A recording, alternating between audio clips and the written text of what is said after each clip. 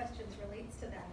And it has to do with when you're talking about the legal battles and kind of the opposition and how things are being framed by the advocacy groups versus those who are in opposition to the sort of legal and legislative measures that they're trying to pass.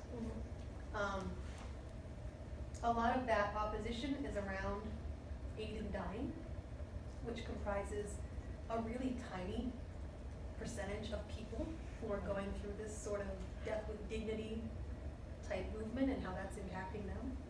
So I'm curious in the advocacy groups that maybe more recently, but how it progressed over time, how much aid in dying is given kind of all of the resources and all of the efforts in terms of advocacy versus a broader concept of dignity, because your concept of dignity at the end is huge. And that's on purpose. Yeah. That's my bias coming in. Well, good. I mean, you have to take a stand on something, so that's good. That you're saying something that's yours at the end. But how much of that, how much of what they do is focused just on aid in dying versus trying to create a more inclusive version of dignity and distributing that more? So I think, and it's funny that you bring this up because this is Jenny's biggest argument with my undergrad research is like, where is all of the mental capital going? But I think a lot of the mental capital does go to aid in dying in the earlier parts of the study.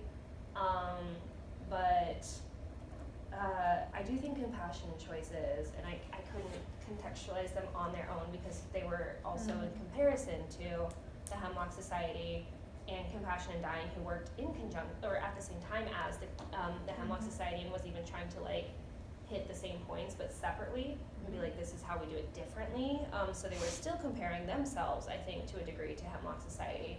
But I do think Compassion in Choices is not as death-centric as we would like believe just by doing a comparative study of them with these other groups. I do think that they really work to facilitate, like I said, communication is their biggest thing, and they they don't want doctors to be paternalistic and tell patients that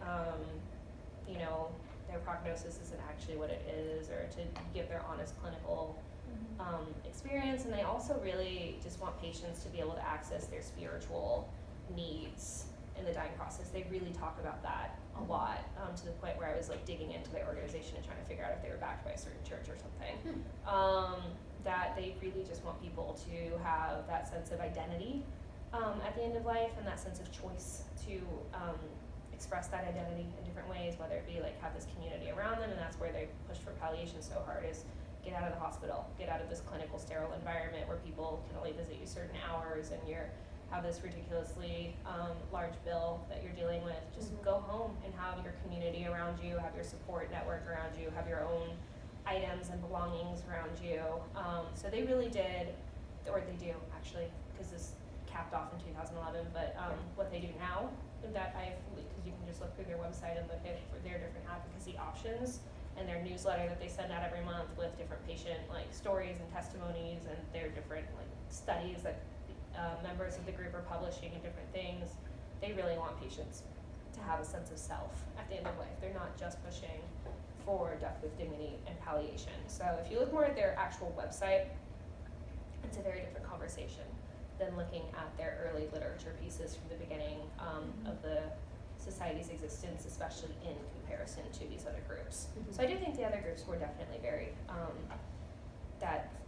and that was also though, especially Compassion in Dying, that they kind of had to give all of their mental capital to physician-aided dying because they were passing legislation on it. That's where all of their funding was going, their membership dues. There was like this massive like grassroots situation where they built that awareness from the bottom up and actually made it that far to where they did get it passed. And then they did the same thing in Washington, like 11 or 12 years later, where they did the same kind of almost like they're like, here's exactly the model that we did, let's transition it and go. And they got it passed in Washington too at the same way. So I think they had to be more centered around that because that was the main thing. That was their, what they're known for. It was their like hallmark thing that we did the Oregon Death with Dignity Act. But I do think that now it's different. I think that the modern group that we work with now is not as aided dying centered, but in this paper they're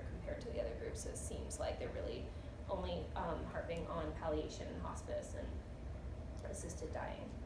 Does that answer your question? Is that something that I should highlight more in the writing?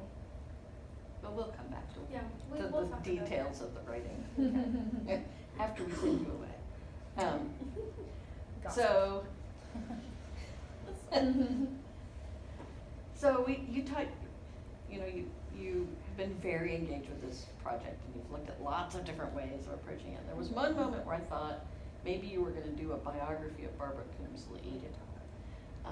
But you ended up focusing on the ideas of the organizations. But then as I read it, I think, well,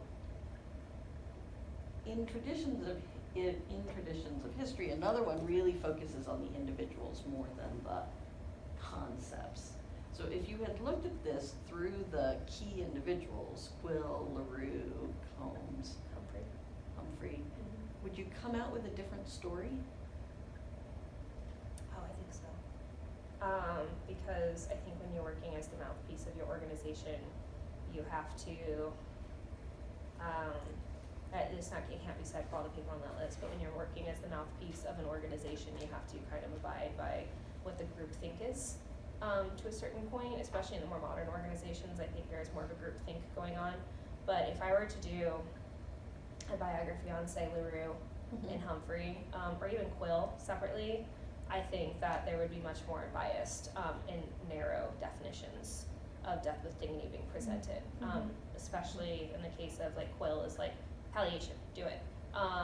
He even writes in all of like his studies.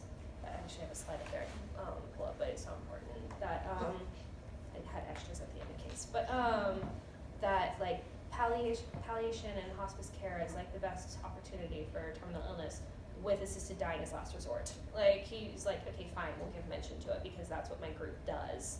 But he's definitely pushing for palliation and hospice, whereas Humphrey, we know, is actually assisted in his wife's death in the UK and had to Flee the country. He had to GTFO, for lack of a better word. I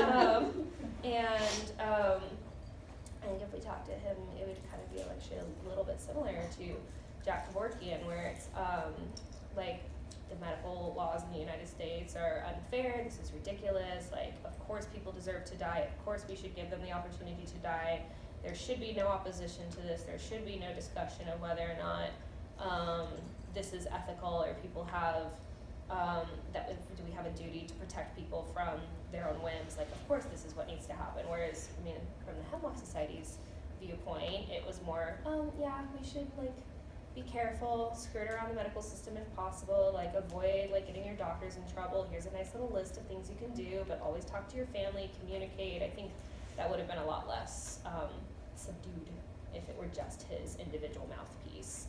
I don't know though, because you can't go back and interview these people, a lot of them are gone now, But as you found, they left quite a paper trail. They did, but they're still like, most of the pieces they're publishing are coming through the orgs they're working with, but there are pieces that are independent of the organizations that I did kind of pick through that had a different voice, definitely. Well, Quill published in JAMA, I think, or New England Journal of Medicine, about helping one of his patients die by writing her script.